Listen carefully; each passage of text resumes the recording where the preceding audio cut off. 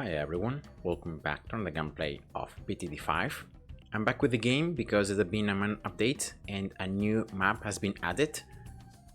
It's an intermediate map, it's called Overthrown, and this is it. Here we go.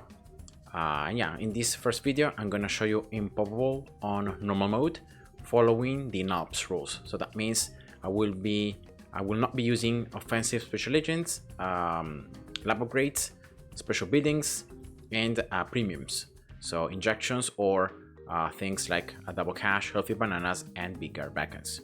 So that's pretty much it. So this strategy, as long as you have the towers and all the upgrades unlocked, can be used even by super beginners. And yeah, here we go. Now I recommend you to play this map actually on reverse, I'm gonna just explain to you now in a moment why. Now this map, it's pretty difficult if you just look at it itself, because of the fact that the balloons are going to be coming from two different sides at the same time. So you have one balloon from the right side, one balloon from the left. They're going to be merging here temporarily on this middle part. They're going to split again, and then they're going to again merge until the end. So when you're playing it on reverse, you actually have all the balloons coming from a single direction, and then they split. Now this map, though, despite how hard it looks at the beginning, is actually very easy, for the very simple reason that these thrones have an overclock buff. So they have a little bit of a range buff, but then they have an overclock effect. So that means that towers placed on top of these thrones, the left one or the right one is the same, are going to have their attack speed doubled. And you can actually see this effect as soon as you place a tower. So I'm going to place it right here, the engineer. See this green line? That's exactly what overclock does. Now because of this double attack speed, it becomes super easy to survive, especially if you go with an engineer for the early game, like I'm gonna do.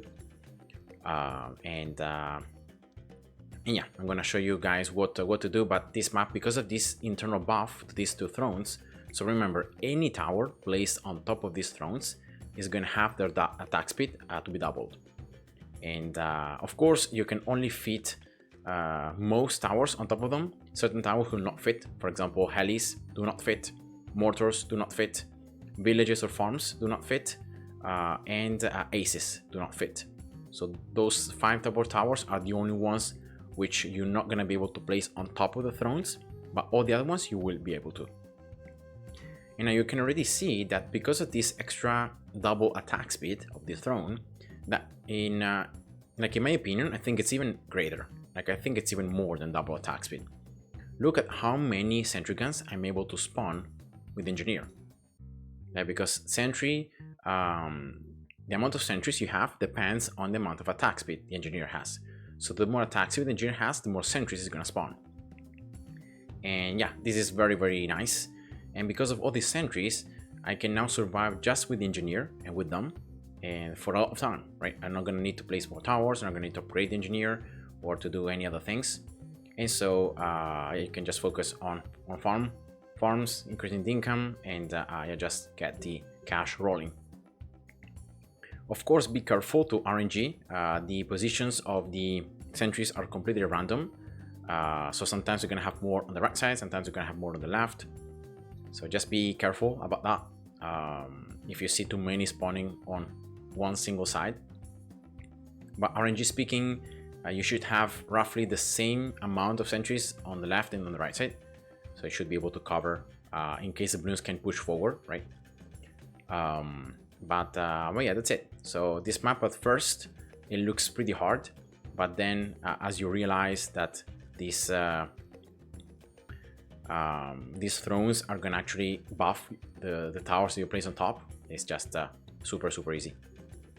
And you can only place 1 tower each for each throne. So even if you try to fit them as close as possible, you can only fit 1 at a time.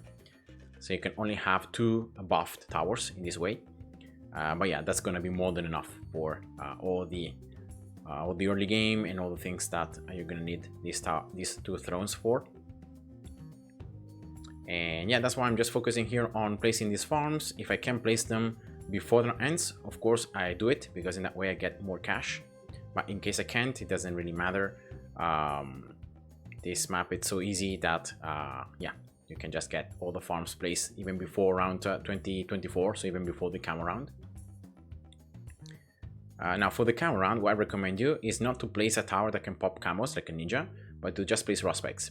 This is going to be a 35 cash cost, and yeah, it's a lot less than whatever other tower you could place to pop this camo bloom. So yeah, just do that. Farm to 0, here we go. And just like that, you know, you can survive with just the engineer and the sentries, and it's super easy. You can actually afford a second farm to 0.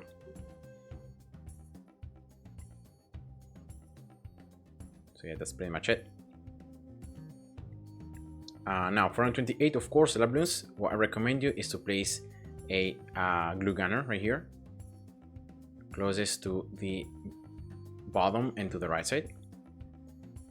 And so in that way you're gonna have the slow but also the ability to pop one layer at a time, so you can pop Bloons in this way. Just get the glue gunner to 1, and yeah, that's it. So very easy. Another farm to 0.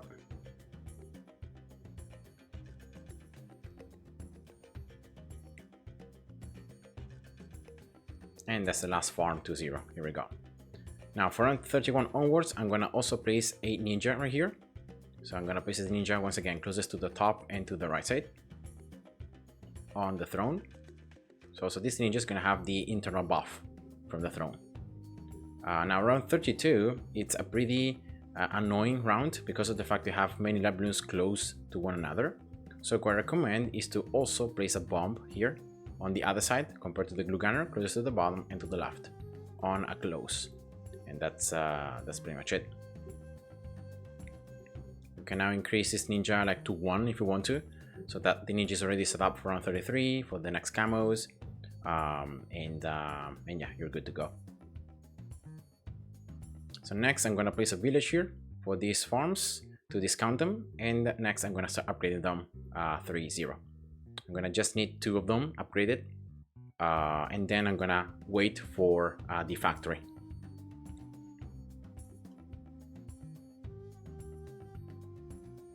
Here we go, pretty easy. That's a farm 3-0. Now for round 36, 37, 38, I recommend to get the ninja here 3-1, and then also to start upgrading this bomb and to get it 3-0. So you're gonna have the cluster bombs, and yeah, Bloons shouldn't be a problem anymore, because unfortunately around 37 and 38 you have a lot of Bloons very close to one another, and you don't want to risk, you know, having some of them pushing through and destroying the projectiles like from the ninja or from the engineer. So that's what I recommend. And yeah, then just getting the next farm 3-0.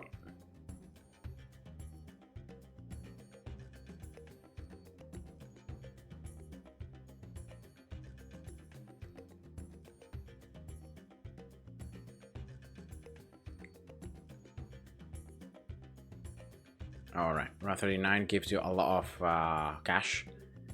Now round 40 you have 4 ceramics at the very end. Now you have many different options here. I think I'm gonna just go for the easiest one, which is to place a Bloon shipper. I'm gonna place this Bloon shipper closest to the top and to the right side, but at the same time I should have enough cash to actually do the to get the first factory. So you sell like 1 farm and you sell the other ones until you have more than 15.1 thousand. That should be enough to get the factory. And now remember, always start the round and then get the factory upgrade. So in that way you get more boxes, and the boxes are worth more, and yeah, it's just a lot better in this way.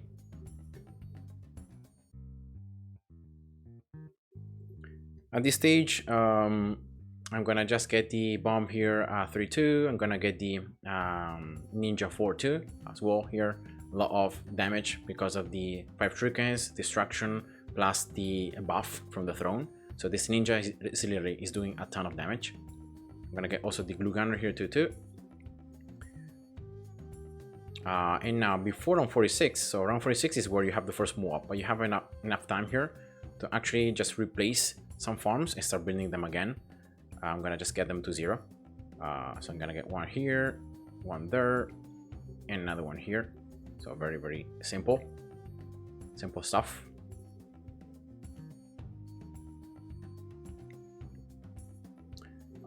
And I'm gonna start upgrading now the Bloon Shipper, of course, to get it 4-2 for the move-up round.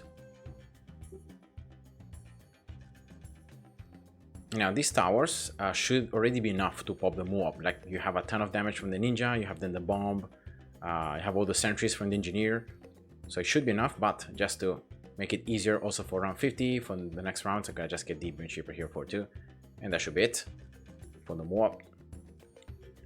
And now just focusing on these farms to get the next factory.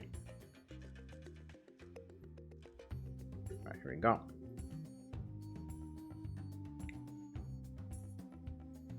Just one Bloon Shipper is going to be enough, like until round 53. So you have all the time that you need to get more factories here.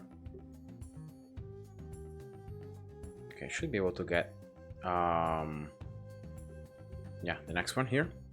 So again, start the round and then get the factory upgrade, so you get more boxes, and just for that, for this single round, you get a lot more income from the farms. All right, here we go. I'm gonna get the third factory here. Once again, remember, until round 53, these towers are more than enough. You don't really need more defenses. So yeah. Now that second mob was weird, that I didn't attack it right away, so it was able to push a bit more forward. So that was weird, to be honest. Like, it shouldn't happen. So maybe the Bloon Shipper had inside some ceramics, maybe. But yeah, for that reason, now I'm gonna get this Glue Gunner 3-2, Bomb 4-2, so you have also another stun, a lot of damage from the glue. And now I recommend at this stage to sell the engineer, so that you can free up some room from the Overthrown. As you can see here, you can't fit a village, you can't fit a mortar, a heli as well, and well, a farm, and a ace. So those are the 5 towers you can't place, but the other ones you can. And I'm gonna actually start the round, get some cash, and then I'm gonna place right here a Super Monkey. So of course, Super Monkey already has a lot of attack speed, but because of the throne buff, you have even more attack speed, which is very nice to do a ton of damage. And yeah, so I'm gonna just place this next farm, but I'm gonna place another Bloon Shipper, in this case on the right side, so that I'm covered. And I got double Bloon Shipper for the mob class Bloons, and yeah, that should be good, strong. And just upgrading it, we got 4-2.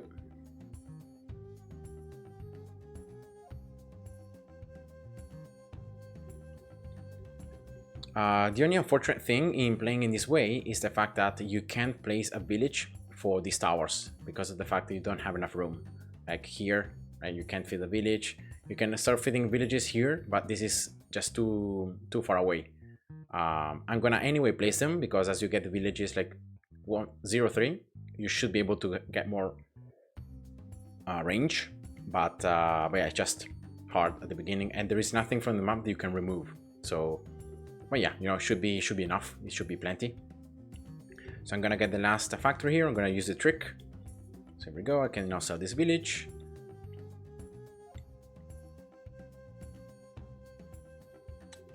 And yeah, that's the idea. Now, once again, in order to not let any Bloons be able to push forward or to play any tricks, I just recommend you to place, yeah, I thought I could fit it there, but just a nice tower. So I guess yeah, that's sad, but anyway, yeah, first I'm gonna actually place one more Bloon Shipper on each side, and then I'm gonna place a tower, so that way I can save the spot for the Bloon Shipper. So that's one.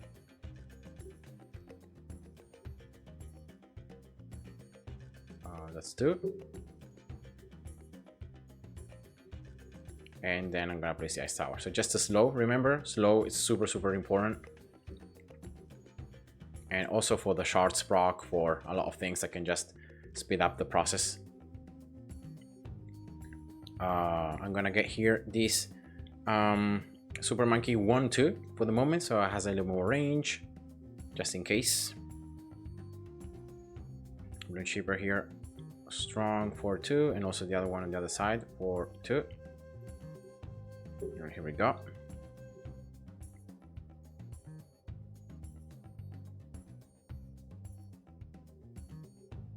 Now placing the village closest to the top and to the right side. Right here. And right here, in this case, close to the top and to the left. All right. So 2-3 village.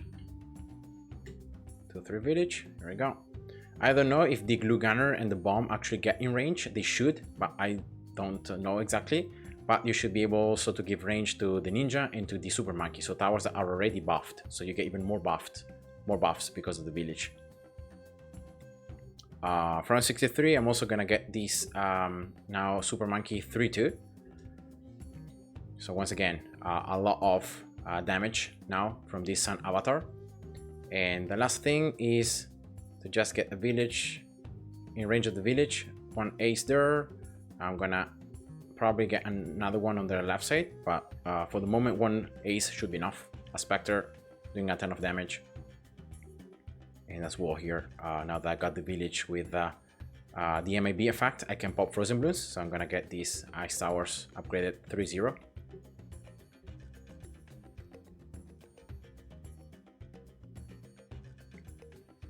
Alright, here we go. And that's it. You can then sell the ninja as well if you want to. You can place another Super Monkey on the left side, once again, to just maximize the damage. But I don't think really it's needed. And in this map, just because of how it's built, I would argue that probably the best thing to do is to just get a temple, to just offer sacrifices and to get a very strong temple, because that temple is already going to inherit the buff from the throne because it's placed on top of the throne. So yeah, that's just the idea behind the fact that I'm going to start building now the sacrifices, right? For the bomb, I have already a bomb here that's for 6.4, so I spent like around 7,000 for this bomb. For this mortar as well, 10.6, so that should be more than 15,000, which should be enough to unlock the second stage, second level for the temple passive. And I have ice as well, should be more than 15,000. Dart, glue, I'm gonna just get the glue here for 2, and that's also should be enough. Then I got dart, like I have the ninja, I have the villages, I have many things, so that should be more than 15,000 as well.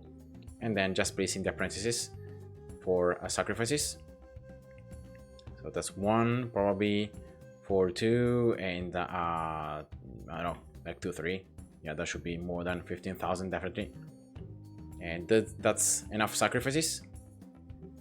And I can actually then sell the ace here, and I can get the temple. So I'm gonna just pause in 1 round because then I'm gonna need to rebuild the village.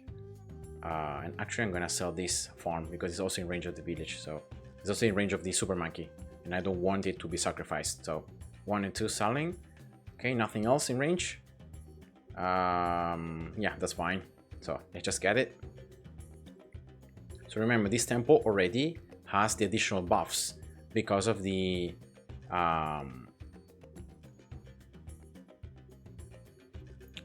throne, right? It's placed on top of the throne, so this temple, it's super strong.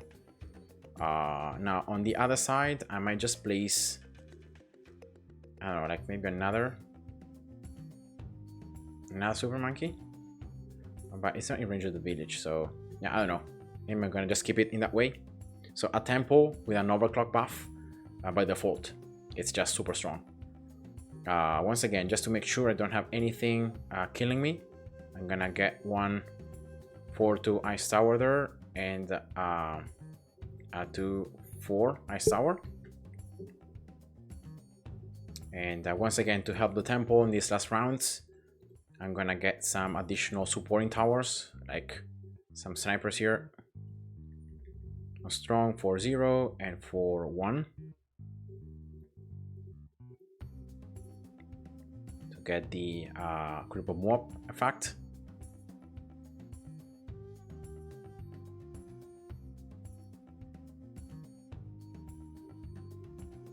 we go. And now I can sell these last factories, and I can place 2 more snipers, in this case outside the range of the village. Actually, maybe I could place 1 sniper maybe on top of the throne, right? That would be cool. So like this one maybe for 1, I don't know, and this one like for 1 as well. I don't know.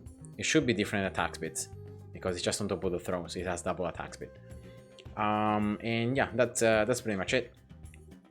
So this is just one way, guys, to beat this map on Impoppable, but you can go for whatever strategy you prefer. It's just this map, how it's built, the fact that the thrones are gonna give this huge buff to whatever tower placed on top of it, double attack speed, and maybe even other buffs, like maybe more pierce. I don't think they do get more damage, I think it's just like attack speed mostly, and then a little bit more of a range as well. But yeah, that's it. So I hope you enjoyed, thanks for watching, and see ya, bye bye.